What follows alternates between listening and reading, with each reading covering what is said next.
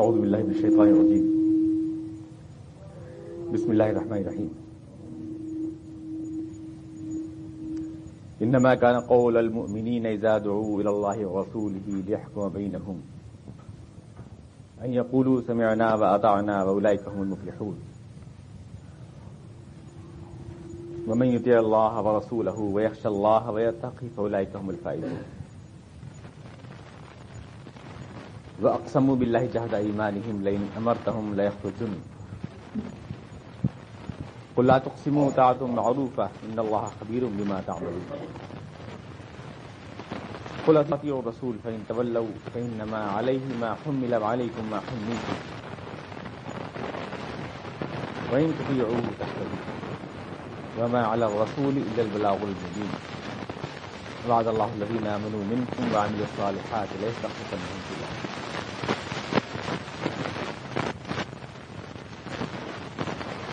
مسلمانوں کی بات تو یہ ہے کہ جب ان کو اللہ اور اس کے رسول کی طرف بلایا جاتا ہے تاکہ ان کے معاملات میں فیصلہ کریں تو وہ تو صرف اتنا کہتے ہیں کہ ہم سنتے ہیں اور مانتے ہیں. اور یہی لوگ کامیاب ہونے والے ہیں جو شخص بھی اللہ اور اس کے رسول کا اتباع کرتا ہے, جو اللہ سے ڈرتا ہے اور جو تقویٰ کی روش اختیار کرتا ہے, تو یہی لوگ حقیقت فلاح یاب ہیں. لیکن یہ منافقین تو اللہ کے نام سے بڑی کڑی کڑی قسمیں کھاتے ہیں. اگر آپ ان کو حکم دیں تو یہ نکل کے آئیں گے میدان جہاد میں. آپ کہیں ان سے کہ اتنی قسمیں نہ کھاؤ, تمہاری اطاعت چھوٹ جانتے ہیں, اللہ تعالیٰ تمہارے سارے اعمال سے باخبر ہے. اللہ اور رسول کو فالو کرو, لیکن اگر تم منہ پھیرتے تو رسول تو اپنی ذمہ داری ادا کر چکا, تم پر اپنی ذمہ داری باقی. لیکن اگر تم نے اس کا اتباع کیا تو تم ہدایت یاب ہوگے, کیونکہ رسول پر تو صرف پہنچانے کی ذمہ داری ہے. اللہ تم میں سے ایمان والوں سے اور اعمال والوں سے, اعمال صالح والوں سے وعدہ کرتا ہے کہ وہ ان کو زمین کے اندر اقتدار عطا فرمائے گا, جیسا کہ اس نے پہلوں کے ساتھ بھی ایسا ہی کیا, اور وہ ان کے اس دین کو مضبوط کرے گا جس کو وہ پسند کرتا ہے. اور آج جو خوف کی حالت ہے ان کے لیے, اس کو وہ امن کی حالت سے بدل دے گا. تب لوگ صرف میری عبادت کریں گے اور میرے ساتھ کسی کو شریک نہیں کر سکتے. یہ صورت جیسا کہ آپ نے عرض کیا پچھلے ہفتے, میں آپ کو یاد ہوگا کہ پچھلے ہفتے میں نے عرض کیا تھا آپ کو, بات پچھلے ہفتے درس ہوا نہیں تھا, ناغا ہو گیا اس سے پہلے, معاشرتی ہدایات پر مشتمل ہے, اور بیچ میں یہ جملہ متعارضہ آ گیا تھا. پورے ایک جو پروپیگنڈا مہم شروع کی گئی تھی پورا غسل کے خلاف اور آپ کے اہل خانہ کے خلاف, جناب عائشہ صدیقہ کے خلاف, اس کے پس منظر بھی آیتیں ہیں. تو یہ ساری بات تھی. پھر یہ آیا تھا کہ اللہ تعالیٰ زمین و آسمان کی کائنات کی رونق ہے, نور ہے, زندگی کا جو بھی دریا بہہ رہا ہے اور جو کچھ بھی زندگی کے ہنگامے ہیں سب اللہ تعالیٰ کے فضل و کرم سے ہیں. اور پھر یہ کہ یہ تھا کہ اللہ تعالیٰ منافقوں کی چالوں کو ناکام فرمائے گا. اور پھر آج کی آیتوں میں یہ ہے کہ اللہ تعالیٰ ایمان والوں کو زمین میں جو اطاعت والے ہیں, اللہ اور رسول کو فالو کرنے والے ہیں, جو زمین میں اللہ تعالیٰ اقتدار عطا فرمائے گا, اور یہ سب چالیں ناکام ہو جائیں گی. تو بیچ کی ایک بات ہے, اس کے بعد یہ صورت پھر وہیں سے جڑ جائے گی جہاں سے حالات شروع ہو رہے تھے. انما کان قول المؤمنین اذا دعوا الی اللہ ورسولہ, مسلمانوں کی بات تو یہ ہے کہ جب ان کو اللہ کے رسول کی طرف بلایا جاتا ہے تو وہ تو سر تسلیم خم کر دیتے ہیں. صحابہ کرام کی جماعت کی طرف اشارہ ہے منافقین کے مقابلے میں, لیکن دراصل اشارہ اگر آپ دیکھیں تو بلکہ واضح ہے کہ سب سے پہلے ابوبکر صدیق کی طرف اشارہ ہے. معاملہ ان کی بیٹی کا ہے جس کے پس منظر میں یہ صورت اتری. ان کی بیٹی کو, ان کے اہل خانہ کو بدنام کیا گیا ہے. اس شخص کو جو عرب کے آبرو تھا اور جس کو عرب کے انصاب یعنی عرب کے نسب پرکھنے کے لیے بلایا جاتا تھا, خود اس کے نسب پر, اس کے خاندان پر کیچڑ اچھالی گئی ہے, لیکن ایک حرف شکایت ابو بکر رضی اللہ عنہ کے ہونٹوں پر نہیں آیا، کیونکہ حضور اقدس نے منع کر دیا. کوئی تبصرہ نہیں، کوئی کامنٹ نہیں جس کے بعد منافقین کے پروپیگنڈوں کے جواب میں کچھ نہیں کہا جائے، کچھ بات بھی ایک وقار کے ساتھ تو ہونٹوں کو سی لیا. جناب عائشہ صدیقہ رضی اللہ عنہا جو ہے ڈھانچہ ہو کے رہ گئیں، تکیہ بھگوتی رہیں، روتی رہیں، صحت خراب ہو گئی ان کی، لیکن سب کچھ دل پہ لیا، ایک لفظ ہونٹوں پہ نہ لائے. حضور کا اجازت نہیں تھی، حضور کا ارشاد نہیں تھی. اس کے لیے یہ بہت بڑا ایک کٹھن مرحلہ ہوتا ہے کسی بھی شخص کے لیے، اپنے گھر کی عزت اور آبرو پر حملہ برداشت کرنا صرف اس لیے کہ اس کے آقا کا، اس کے سردار کا ایسا حکم نہیں. ابو بکر صدیق رضی اللہ عنہ کے لیے یہ آیت حقیقت میں اللہ کی طرف سے ایک طرح کا خراج تحسین ہے. نام تو ابو صدیق نہیں لیا گیا ہے، بغیر مسلمانوں کی بات تو یہ ہے. ایک تو منافق ہیں جو اس گھر کو بدنام کر رہے ہیں، اور ایک مسلمان ایسے ہوتے ہیں جو اللہ رسول کے ہر چیز کو سر تسلیم خم کرتے ہیں. پیچھے سے دیکھیں ابو بکر صدیق کا کردار رضی اللہ عنہ. حضور صلی اللہ علیہ وسلم نے عرب کے ماحول میں ایمان کا ایک کلمہ پیش کیا تو ظاہر ہے کہ سارا عرب مخالف تھا.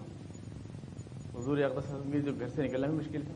آپ جانتے ہیں کہ سڑکوں پر آپ کے لیے کانٹے اور پتھر اور یہ سب استعمال کرتے تھے، کوڑا کرکٹ. ابو بکر صدیق بہت شریف اور معزز انسان تھے، حضور کے بچپن کے دوست تھے، 40 سال حضور کے ساتھ گزارے تھے، 2 سال بڑے تھے حضور سے. سماجی رتبہ بھی بہت بلند تھا، کمپیئر کریں تو بلند ترین رتبہ تھا حضرت ابو بکر صدیق. اور تاجر بھی تھے، کپڑے کے تاجر تھے، ایک رتبے والے شخص تھے. ہر ایک نے انکار کر دیا اور تمام لوگوں نے جو ہے حضور کی دعوت کو انکار کر دیا تو آگے بڑھے. حالانکہ حضور کے دوش بدوش تھے زندگی کے ہر مرحلے میں، لیکن جب رسالت کا دعویٰ کیا حضور نے تو پیچھے آ کے کھڑے ہو گئے حضور. اور اس کے بعد سے پھر سمینا واتانا کا یہ جو کردار ہے جناب ابو بکر صدیق کی زندگی میں، اس کو ہم دیکھتے ہیں تو تاریخ میں اس وفا کی کوئی مثال پیش نہیں کر سکتے.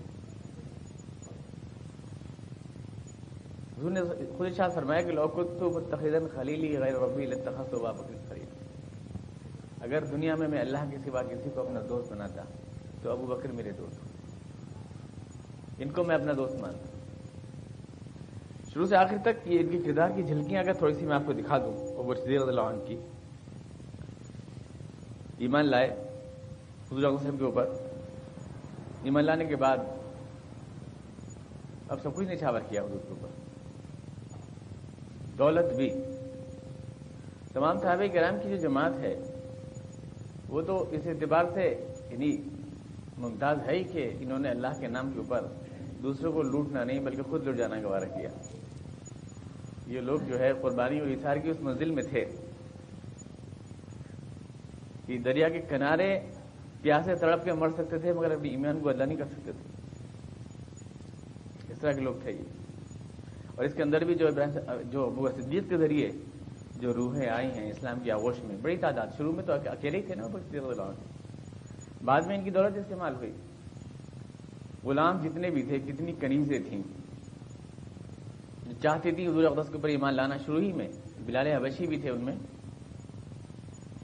لیکن غلام تھے، غلاموں کو اجازت نہیں تھی اپنے آقاؤں کے خلاف اٹھنے کی، تو بے دریغ اپنی دولت لٹانا شروع کر دی ابو بکر صدیق رضی اللہ عنہ نے، اور ساری دولت لٹا دی اور غلاموں کو خرید کے آزاد کر کے اسلام کے دائرے میں آنا شروع کیا. کثیر تعداد میں جو دور میں غلام اور کنیزیں دائرہ اسلام میں آئی ہیں، ابو بکر صدیق رضی اللہ عنہ کی دولت کا بہت بڑا دخل ہے. حضور اقدس کے لیے سب کچھ انہوں نے مال و دولت اپنا قربان کیا. اس کے بعد سماجی رتبے سے بھی محروم ہوئے. اس کے بعد یہاں تک بھی ہوا کہ ان کو مارا پیٹا گیا. ان کی نوفل نے جو ہے اس بری طرح سے زد و کوب کیا کہ جراحت کے نشان ابو بکر صدیق کے بدن کے اوپر ہوئے.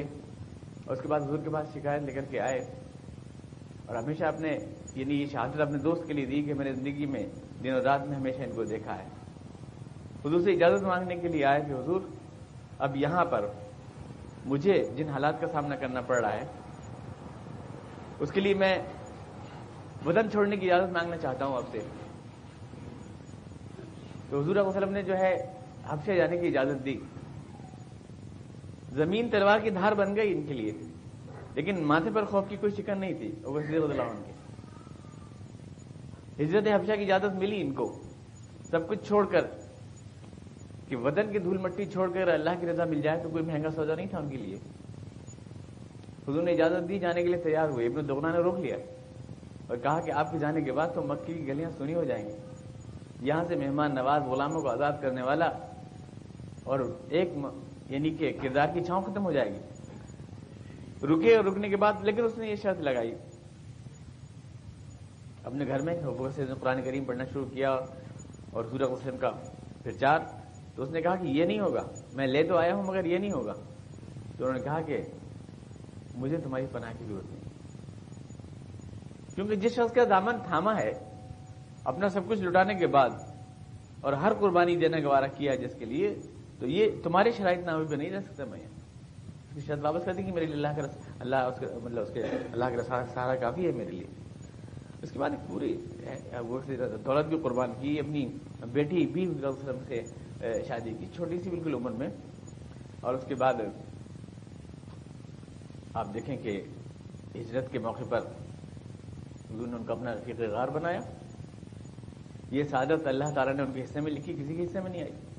عمر فاروق رضی اللہ عنہ کہتے ہیں کہ مجھے صرف 2 نیکیاں مل جائیں ابو بکر کی، ایک رات کی نیکی اور ایک دن کی نیکی، تو میں زندگی بھر قربان کرنے کو تیار ہوں ان کے اوپر. رات کی نیکی تو یہ ہے کہ انہوں نے اس رات جب حضور دشمنوں کے نرغے میں تھے تو اپنے کاندھوں پر بٹھا کر حضور صلی اللہ علیہ وسلم کو پہاڑیوں اور دشوار گزار گھاٹیوں کا سفر کرایا. ان کے پیر کے تلوے زخمی ہو گئے لیکن حضور کو بچا کے لے گئے. اور دن کی نیکی وہ ہے کہ جب حضور کی آنکھیں بند ہوئیں اور اسلام کو جو ہے خطرہ لاحق ہوا کہ اسلام کا یہ نظام ختم ہو جائے گا، تو ابو بکر صدیق تھے جو اپنے ناتواں جسم کے ساتھ آگے بڑھے اور ساری ذمہ داری اپنے اوپر لی اور اسلام کو پھر قائم کر دیا اسی جگہ جہاں اللہ کے رسول چھوڑ کر گئے تھے. تو یہ ایک رات اور ایک دن کی نیکی ایسی ہے، اس کو میں اپنی زندگی کو قربان کرنے کے لیے تیار ہوں. عمر فاروق اللہ عنہ نے کہا. ہجرت کے موقع پر حضور تشریف لائے.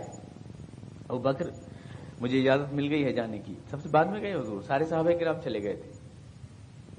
تو پرشوق آواز میں عرض کیا کہ یا رسول اللہ مجھے بھی جانے کی سعادت ملے گی.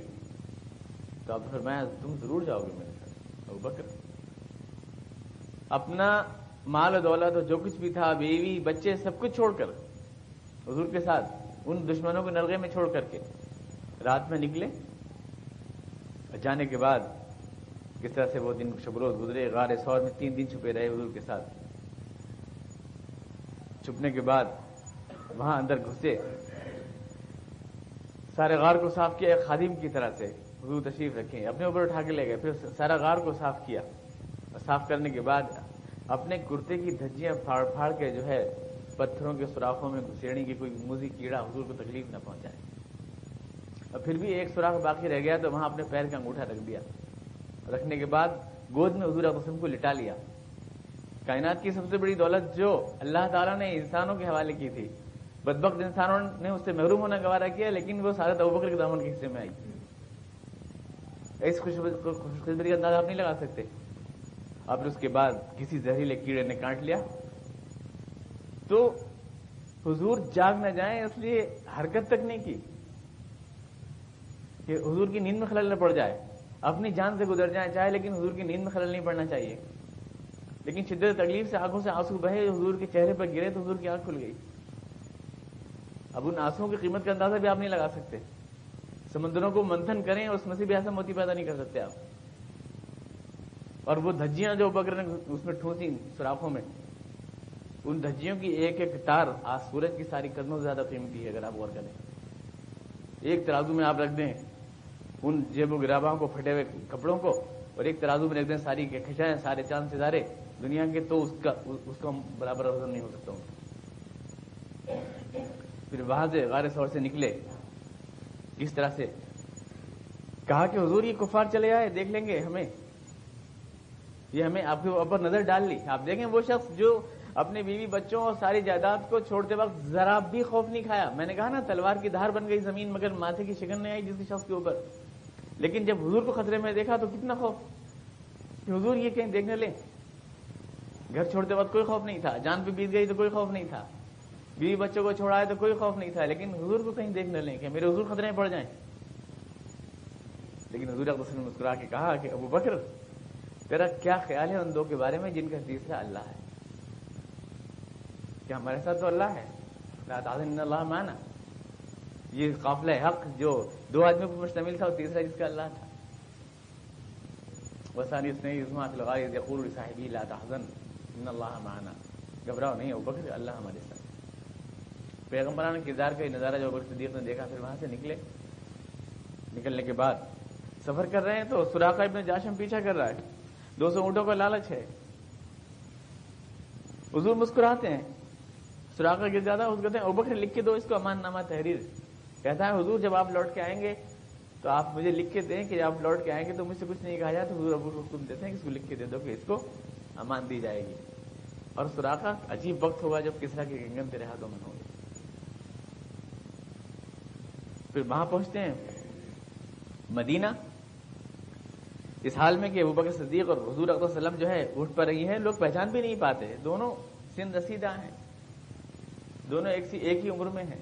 دونوں پر جو ہے بڑھاپے کی چاندنی پھیلی ہوئی ہے. پہچان نہیں پا رہے ہیں لوگ کون آقا ہے کون غلام. ابوبکر آگے بڑھ کے اپنی چادر حضور کے چہرے پہ پھیلا دیتے ہیں کہ دھوپ آپ کے چہرے میں نہ پڑ جائے. تو پتہ چلتا ہے کہ یہ غلام ہے اور یہ آقا ہے. چادر پہچان کراتی ہے. اور ساری دنیا سے منہ موڑ کے صرف حضور کے چہرے کی فکر ہے کہ دھوپ نہ پڑ جائے کہیں حضور کے اوپر، کہ اس چہرے کی خاطر تو ساری دنیا سے منہ موڑ سکتے. پوری زندگی اس کے بعد آتے مسجد نبوی بننے کی بات آتی ہے. دونوں جو یتیم بچے کہتے ہیں یہ زمین ہماری لے لیجیے، اس میں مسجد بنا لیجیے. حضور کہتے ہیں نہیں، ہم بچوں کی زمین نہیں لیں گے. ابوبکر فوراً اپنی دولت خرچ کرتے ہیں، زمین خریدتے ہیں. مسجد نبوی پہلی مسجد اسلام کی جو ہے، کہ دنیا کی ساری مسجد اس کی بیٹیاں ہیں، وہ بنتی ہے. ہر موقع پہ ابوبکر کے کردار آپ دیکھیں. جنگ بدر ہے، اگلے ہی سال کفار آئے، گھیر لیا. حضور صلی اللہ علیہ وسلم جو ہے ایک جھوپڑی میں دعا فرما رہے ہیں.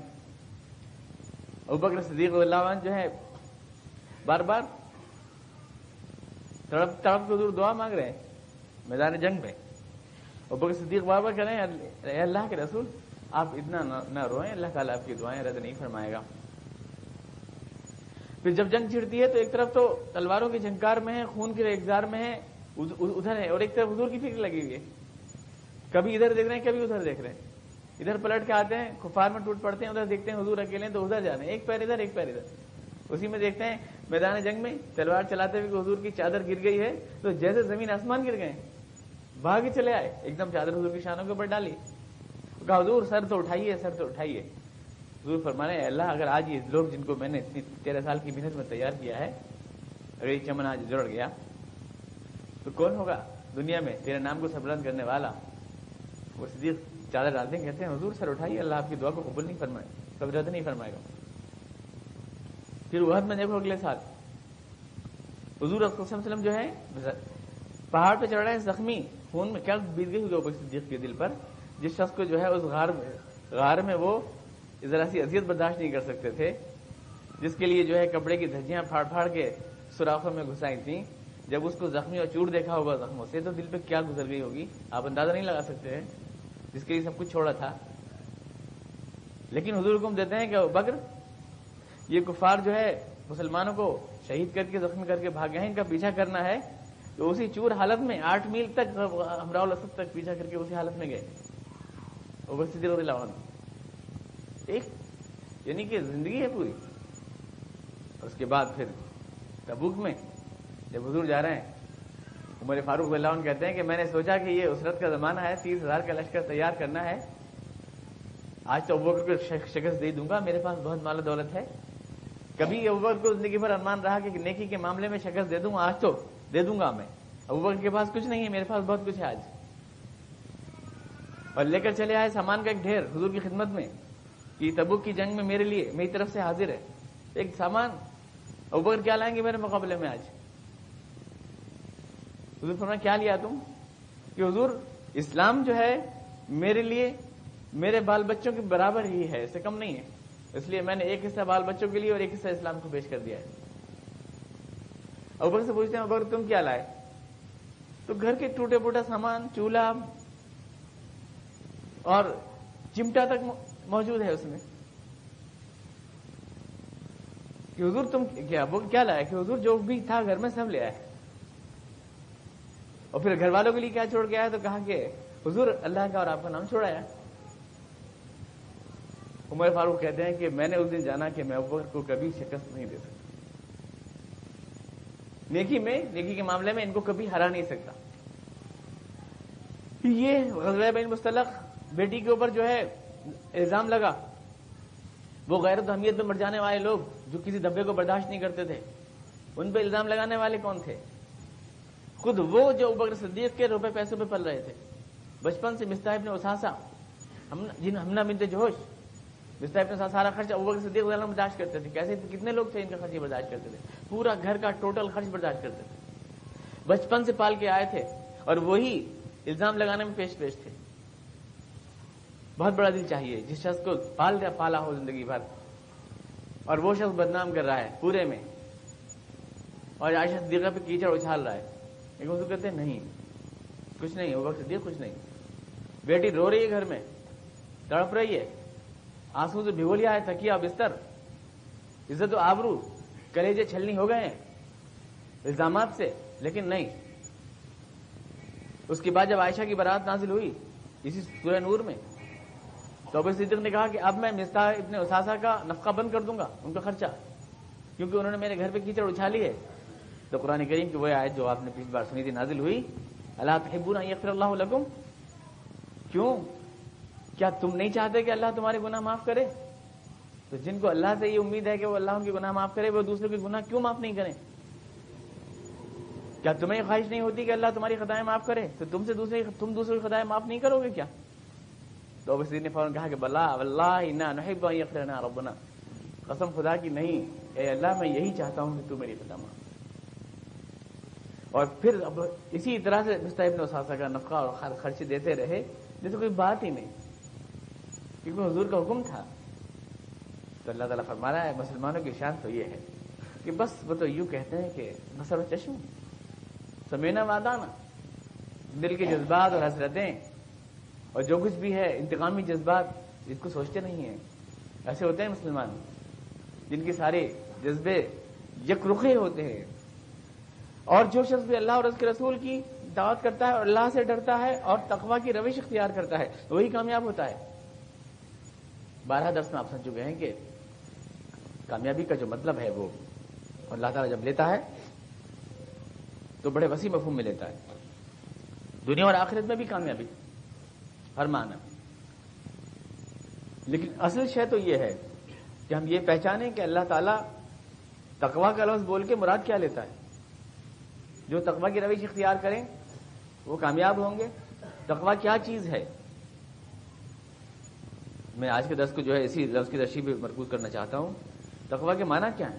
اور خاص طور سے آج کے کانٹیکسٹ میں مسلمان کامیاب ہوں گے، ایمان والے کامیاب ہوں گے. کہاں پھٹ تو رہے ہیں؟ عراق میں بری طرح سے پھٹ رہے ہیں، افغانستان میں پھٹ گئے.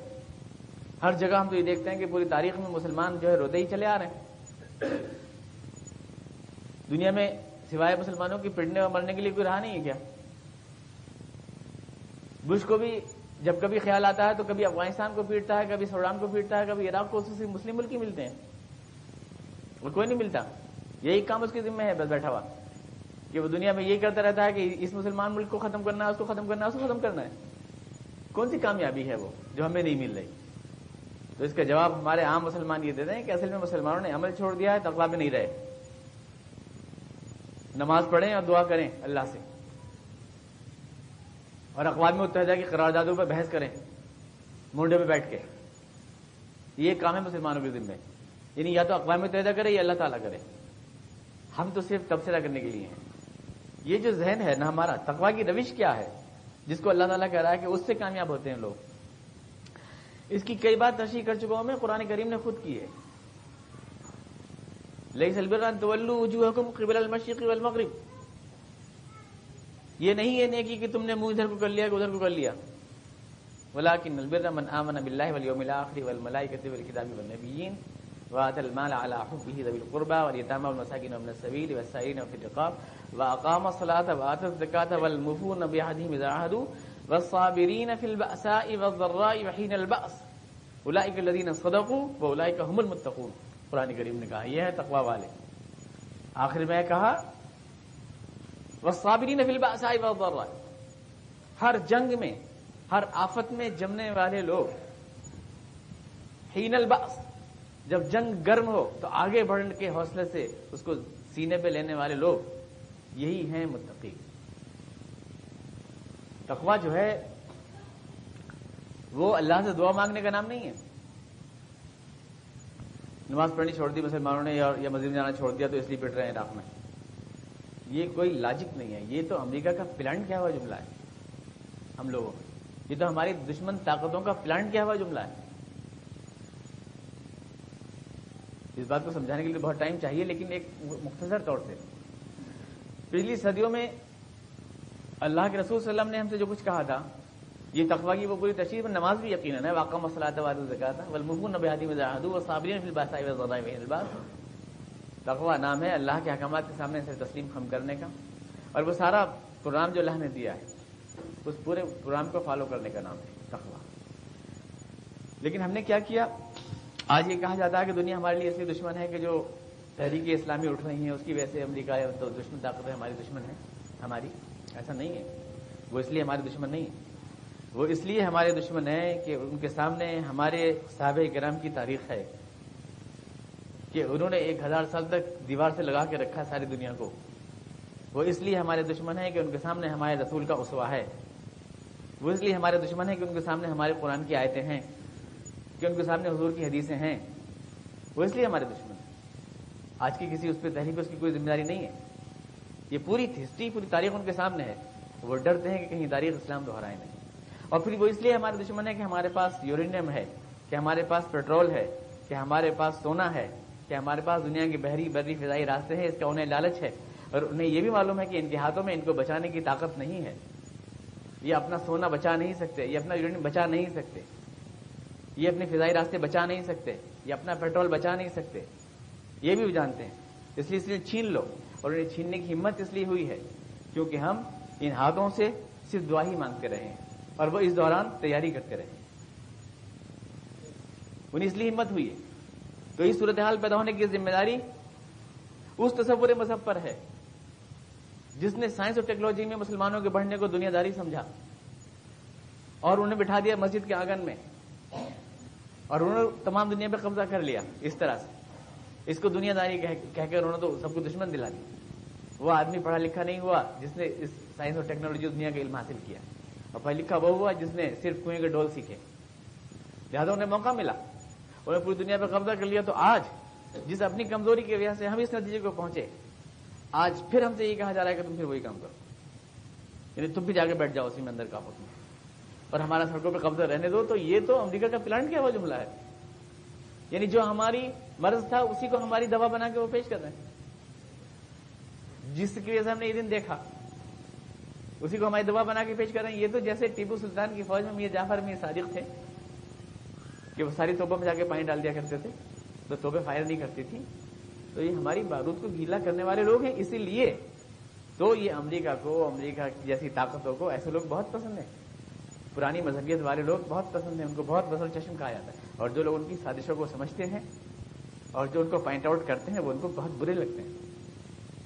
اسی لیے تو کہ ان کو تو بارود گیلی کرنے والے پسند ہیں۔ میں یہ نہیں کہتا ہوں کہ اللہ تعالیٰ سے دعا نہیں مانگنی چاہیے، غلط فہمی نہیں ہو آپ کو، دعا کی اپیل ہوئی ہے آج ساری اس میں کہ دعائیں کریں اللہ تعالیٰ سے۔ میں اس میں تو آج تک ویسے یہ نہیں آتا کہ دعا کی اپیل کا مطلب کیا ہوتا ہے۔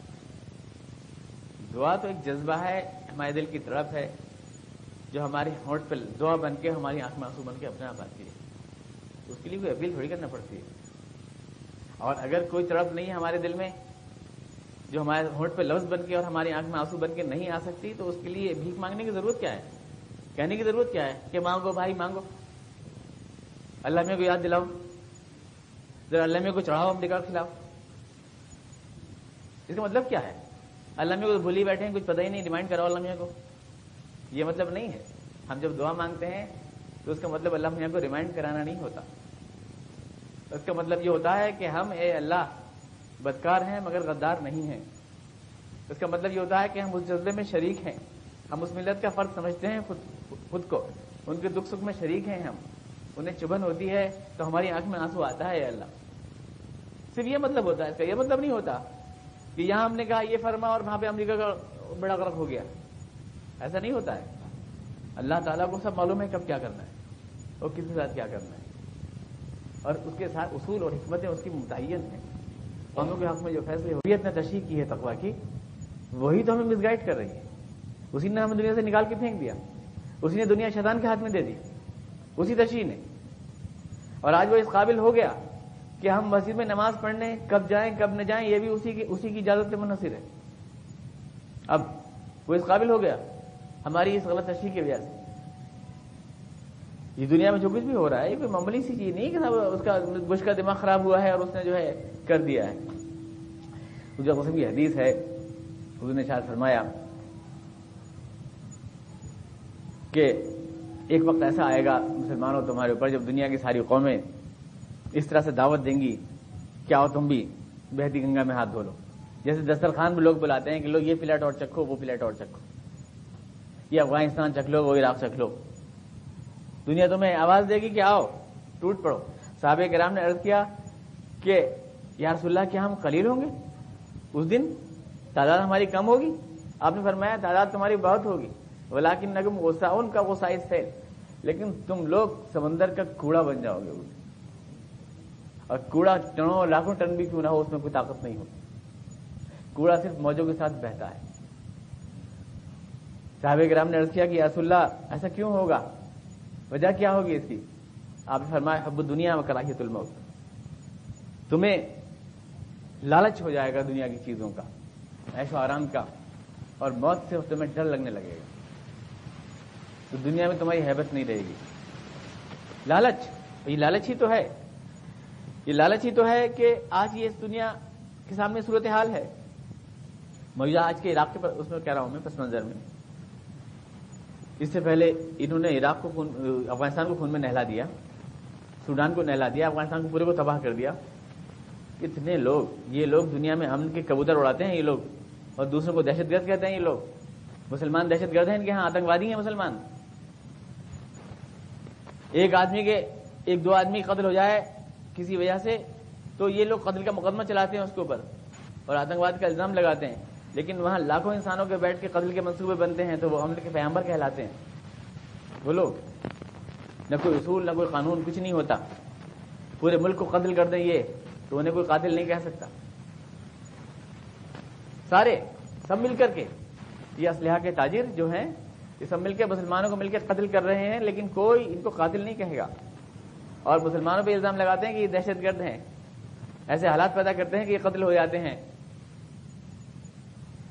شاعر کا شعر ہے کہ قتل کیوں ہو گئے ہم پہ الزام ہے، قتل جس نے کیا ہے وہی مدعی. قاضی وقت نے فیصلہ دے دیا لاش کو نظر زندہ کیا جائے گا. اب وکیلوں میں یہ بحث ہونے کو ہے، یہ جو قاتل کو تھوڑی سی زحمت ہوئی، یہ جو خنجر میں ہلکا زخم آ گیا، اس کا تاوان کس سے لیا جائے گا. یہ ہمیں سبق سے بات سکھا رہے ہیں امن پسندی کے، اور یہ ہمیں لاکھوں کی تعداد میں قتل کر رہے ہیں اور ظلم. اور آج مسلمانوں میں دنیا کی 56 60 کتنی بھی تعداد گن لو، اتنی طاقت نہیں ہے جو امریکہ کو خراش بھی دے سکیں. کیونکہ ہمیں دعا مانگنے سے فرصت نہیں ہے نا، ہم کچھ نہیں کر سکتے سب مل کے. ساری دنیا کی مسلم دنیا اگر اپنے جہاز اکٹھے کر لے، فوجی جہاز سب ملا کر بھی مجموعی، تو امریکہ کے فوجی اڈے اس سے کہیں زیادہ ہیں. کیا کر سکتے ہیں اس کا؟ جبکہ آپس میں حال یہ ہے کہ جہاں ان کے بچے عصمتیں لوٹ رہی ہیں بچیوں کی، اور جہاں ان کے بچے بلک بلک کے دودھ نہ ملنے کی وجہ سے لاکھوں بچے بھوکے مر رہے ہیں، وہاں پڑوس میں 500 بیویوں کے ساتھ عیش و عشرت میں رہ رہے ہیں لوگ. جس زمین پر اللہ کے رسول نے کہا تھا کہ یہاں یہود و نصارہ کے پیر نہ رکھنے دینا، وہاں دندنا رہی ہیں ننگی حسینائیں امریکہ کی. وہ خانہ کعبہ جو ہمارا دل ہے، وہ مدینہ منورہ جو ہماری دھڑکن ہے، اس کے آس پاس یہودی عیسائی گھوم رہے ہیں جس کے اللہ کے رسول وصیت کر کے گئے تھے. آج صورتحال یہ ہے، اور صرف اس لیے اپنے ایک برادر ملک کو قتل کرا رہے ہیں کہ کہیں ان کے عیش و عشرت میں اور تاج و تخت میں فرق نہ پڑ جائے. یہی تو ہے، وہ لالچ ہو جائے گا تمہیں. اللہ کے رسول نے فرمایا یعنی تمہاری کوئی طاقت نہیں رہے گی، تمہیں لالچ ہو جائے گا. صرف اسی لیے تو ہے یہ کویت بہادر جو اپنے پورا ملک دیے پھر رہے ہیں. انہیں معلوم ہے کیا کہ وہ بڑا دیالو ہے امریکہ، بڑا رحم دل ہے. دنیا میں جو ہے امن کے پروانے تقسیم کرتا ہے وہ. بیٹھا ہوا بس یہ تو سوچتا رہتا ہے بیٹھ کر کے کہ آج اس ملک کو قتل کرنا ہے، آج اس ملک کو قتل کرنا ہے، اور اس کے اوپر الزام لگانا ہے دہشت گردی کا، اس پہ لگانا ہے اس پہ لگانا ہے. کتنے بچے روئیں گے، کتنے گھروں میں اندھیرا ہو جائے گا، کتنے بچے یتیم ہو جائیں گے، کتنی عورتیں بیوہ ہو جائیں گی، کتنوں کی جوانی سلگ کے ختم ہو جائے گی، کتنے گھروں کے برباد ہو جائیں گے ہمیشہ کے لیے، لاکھوں. لیکن جن سنگ دلوں کو یہ خیال نہیں آتا وہ ہمیں امن کے سبق پڑھاتے ہیں، امن کا سبق پڑھا رہے ہیں ہم کو. کیونکہ ہمیں جن لوگوں نے سبق پڑھا ہے وہ یہی تھے بنام تقویٰ کہ ہے جرم ضعیفی کی سزا مرگ مفاجات. تقدیر کے قاضی کا یہ فتویٰ ہے عدل سے، ہے جرم ضعیفی کی سزا مرگ مفاجات. جب اقوام متحدہ قائم ہوئی تھی تو اس ٹائم 1948 میں لیگ آف نیشنز قائم ہوئی تھی. لیگ آف نیشنز کے بعد یہ یو این او قائم ہوئی. تو علامہ اقبال رحمۃ اللہ علیہ نے جو ایک شعر کہا تھا، من ازیں بیش ندانم کے کفن روزے چند بہر تقسیم قبور انجمن ساختہ. میں تو صرف یہ سمجھتا ہوں کہ مسلمانوں کی قبریں کھسوٹنے کے لیے کفن چوروں نے ایک انجمن بنائی ہے کہ کون سی قبر تجھے کھسیٹنی ہے، کون سی مجھے، کون سے کفن تجھے کھینچنا ہے، کون سے کفن مجھے کھینچنا ہے. آج جس یونین کے اوپر آپ بہت تبصرے کرتے ہیں نا کہ اس نے یہ پاس کر دیا وہ پاس کر دیا، اس کو روٹی کھلاتا ہے امریکہ اور برطانیہ، اور کوئی بھی کتا اپنے مالک پہ نہیں بھونکا کرتا. اگر ہوتا ہے تو وہ آپ کو دکھانے کے لیے ہوتا ہے، اس کے پیچھے کوئی کانسپریسی کوئی سازش ہوتی ہے. دنیا میں جو لوگ جو دوسرے کے آسرے پہ جیتے ہیں ان کے پاس سوائے آنسو بہانے کے، مونڈے پہ تبصرہ کرنے کے اور دعا مانگنے کے علاوہ کوئی مصروفیت بھی نہیں ہوتی ہے. یا لامیہ بھی ڈالتے ہیں یا ادھر ادھر اس کی جواب تلاش کرتے ہیں. یہ تو پوری ایک سازش ہے بہت بڑی، یہ معمولی بات نہیں ہے. انہیں یورینیم چھیننا تھا جس کا افغانستان کے اندر ڈھیر ہے، بہانہ بنا کے انہوں نے افغانستان کو قبضہ کر لیا، اپنے آپ کو کٹپلی حکومت بنا دی. ان کو پیٹرول چھیننا تھا، اب وہ عراق کو چھین لیں گے. اس کے بعد ان کو سونا چھیننا ہے، وہ سعودی عرب کو چھین لیں گے. اس کے بعد ان کو ایٹم بم چھیننا ہے، وہ پاکستان کو چھینیں گے. وہ بھی یہ نہ سمجھیں حضرت کہ میں محفوظ رہوں گا. آج جو غداری مسلمانوں کے ساتھ وہ کر رہے ہیں وہ یہ نہیں سمجھیں کہ میں ان کے مقابلے میں تو ہماری بھارتی حکومت زیادہ بہتر موقع اپنائے ہوئے، چاہے تیل کے لالچ میں ہو لیکن زیادہ بہتر موقع اپنائے ہوئے. لیکن ہمارے اپنے بھائی ہوئے نا، خلیل جبران نے کہا کہاڑی اس وقت تک لکڑی کو نہیں کاٹ سکتی جب تک آپ اس میں لکڑی کا دستہ نہ ڈالیں. کہاڑی لکڑی کو کاٹتی ضرور ہے، پہلے اس میں لکڑی کا دستہ ڈالنا پڑتا ہے.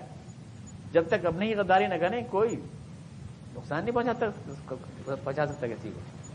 چانچی یہ ہو رہا ہے لیکن کوئی بچے گا نہیں. ٹرکی جس کے سامنے پاس راستے ہیں، بحری، فضائی، فوجی، یہ سب لسٹ پر ہیں، ایک کے بعد ایک، ایک کے بعد ایک ہوگا یہ. اور اس کے بعد ٹارگٹ پوائنٹ تو موجود ہے ہی انہیں، جہاں بھی جس ملک کو برباد کرنا ہوگا وہ کہہ دیں گے یہاں پہ یہ والا آتنکوادی موجود ہے، وہاں والا موجود ہے. وہ جو ان کے بنائے ہوئے ٹارگٹ پوائنٹ ہے وہ ہو جائے گا. ایک گیم پلان ہے بہت بڑا. لیکن اس کے لیے دوسرے کو دوش دینا غلط ہے. اپنی غلطی کی سزا. ڈیل کارنیگی نے کہا اگر کوئی میرے تھپڑ مارتا ہے تو مجھے کبھی تھپڑ مارنے والے پہ غصہ نہیں آتا، بلکہ میں یہ سوچتا ہوں کہ اتنے بہت سے آدمیوں میں اکیلے اس نے میرے ہی تھپڑ کیوں مارا. ایسی کیا بات تھی کہ اس کے ابراغال بھی مار سکتا تھا. تو آدمی کو ہمیشہ یہ سوچنا چاہیے کہ مجھ میں کیا غلط ہے، میں نے کیا کیا، مجھ میں کیا کمزوری ہے، یہ سوچنا چاہیے. ہم نے کیا کیا تو کیا کمزوری ہے. کمزوری کی جو تشخیص ہمیں بتائی جاتی ہے وہ نہیں ہے. بے شک مسلمانوں کا اللہ سے جڑنا یہ بنیادی جو ضرورت ہے، اور جب تک ہم اسلام سے محبت نہیں کریں گے اسلام پہ جان دینے کا حوصلہ کہاں سے لائیں گے. اسلام اور مسلمانوں سے ملت سے محبت نہیں کریں گے. بنیادی چیز وہی ہے. لیکن اس کے لیے وہ وسیلہ نہیں ہے، ذریعہ نہیں ہے. وہ انسپریشن ضرور ہے. اس کے طریقے جو اللہ اس کے رسول نے بتائے ہیں اور جو پورے موجود ہیں، مسلمانوں نے اس کو چھوڑ کر کے محض عیش و عشرت اور تعیش کی زندگی اپنائی ہے. بنیادی وجہ یہ ہے کہ اس کے لیے جو ایک یعنی مثبت سوچ ہونی چاہیے تھی، جو اللہ رسول کی دی ہوئی سوچ ہے، جو ان کا طریقہ تھا، جو ان کی سیرت میں رہنمائی روشنی تھی ہمارے لیے، اس کو نہیں اپنایا مسلمانوں نے. چنانچہ یہ ہوا جو آج ہمارے ساتھ ہو رہا ہے.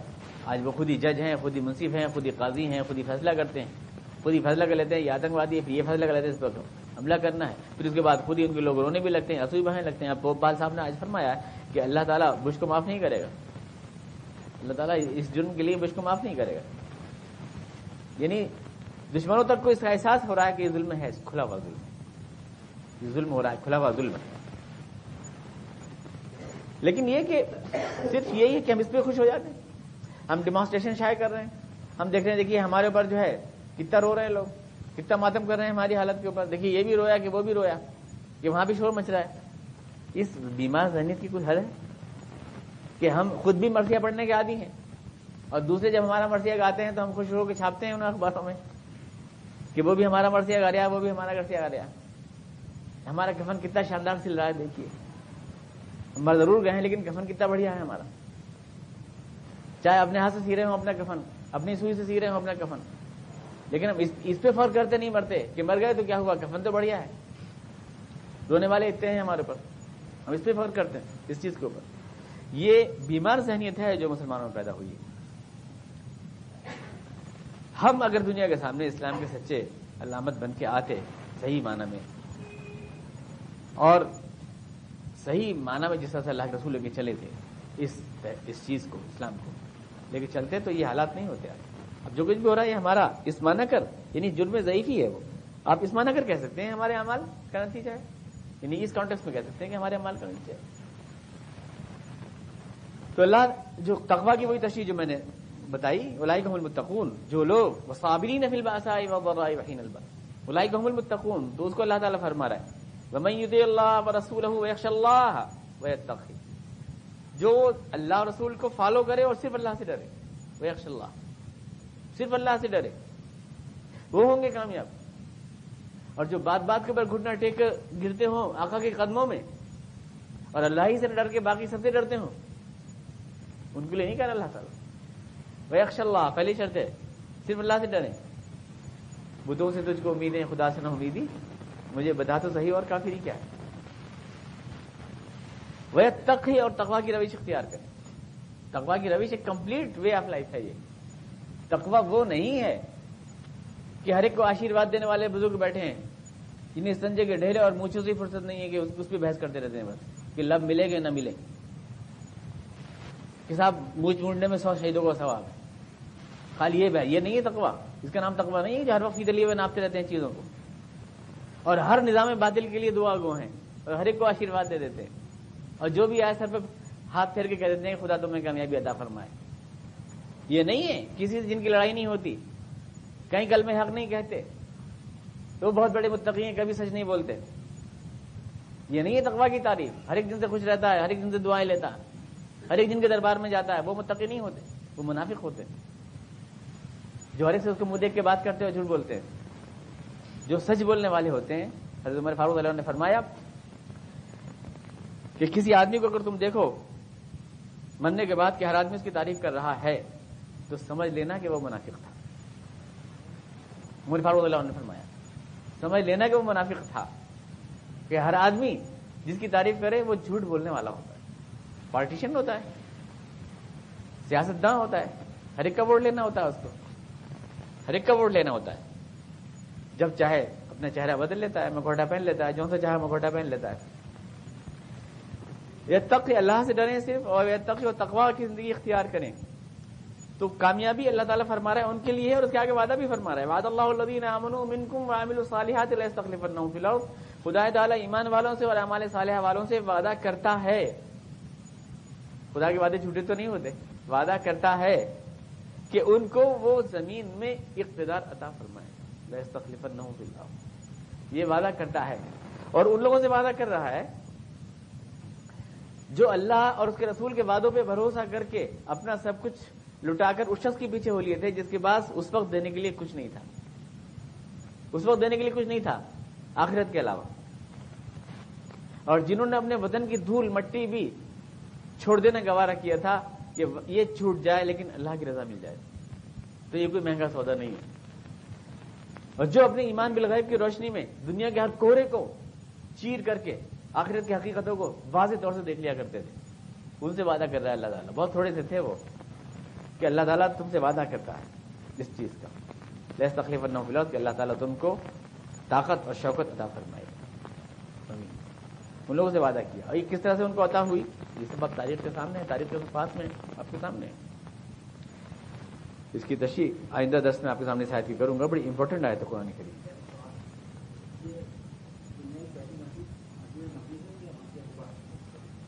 قبا, ہاں 3 روز آپ ٹھہرے تھے, اس کے بعد مسجد, میں نے یہ کہا ہے وہ مسجد تمام مسجدوں کی ماں ہے, ساری مسجدیں اس کی بیٹیاں ہیں, اس معنی کر وہ اسلام کی پہلی مسجد ہے. لیکن قبا میں آپ چند روز تشریف رکھے تھے, 3-4 روز, تو آپ نے ایک عارضی سا ایک اقامت گاہ اپنی بنا لی تھی, وہ کوئی باقاعدہ مسجد نہیں تھی.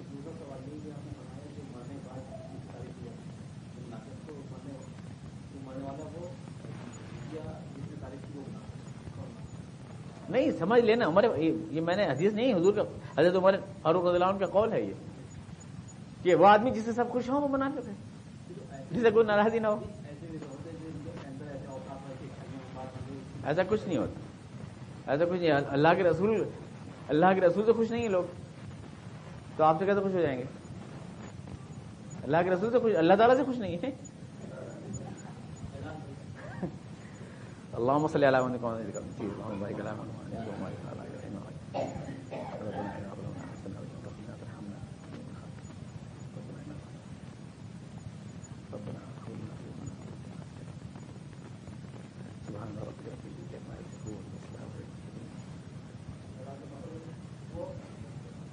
محمد.